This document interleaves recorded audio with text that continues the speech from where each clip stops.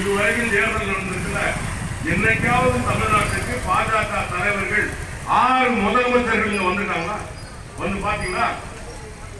6 மத்திய அமைச்சர்கள். மோடி ஒரு பக்கம் வராரு, அமித்ஷா ஒரு பக்கம் வராரு, நம்ம நேற்று கூட ராஜ்நாத் சிங் பணமுடி வரைக்கும் வராங்க.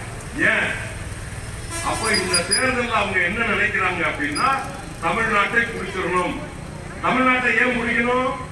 தமிழ்நாட்டை பிடிச்சி உங்களுக்கு நல்லது செய்யறதுக்கு இல்ல, வடநாட்டுக்காரனை வாழ வைக்கிறதுக்கு உங்களை நம்மளை பிடிச்சிடணும்னு நினைக்கிறாங்க. விட்டுலாமா? விடுவீங்களா?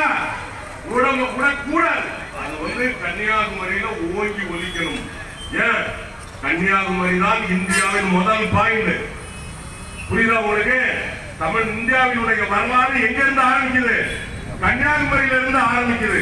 அப்ப வெற்றி வரலாறு எழுத வேண்டிய பொறுப்பு யார்கிட்ட இருக்கு? உங்ககிட்ட இருக்கு. எந்த சின்னத்துக்கு?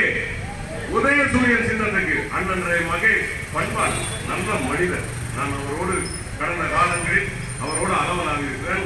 நம்ம நாகர்கோவில்ல மேயர் ஆனதுக்கு பிறகு நிறைய செய்திருக்கிறார். ஈவன் இன்னும் சொல்ல போனா இந்த பக்கங்கள்ல மிகவும் பிரபலமான கோட்டார் கோயில், சவேரியார் கோயில், 2 கோடி ரூபாய்க்கு அந்த கோயிலை புதுப்பித்து சவேரியாரின் பெருமையை உலகத்திற்கு சொல்லியிருக்கிறார்.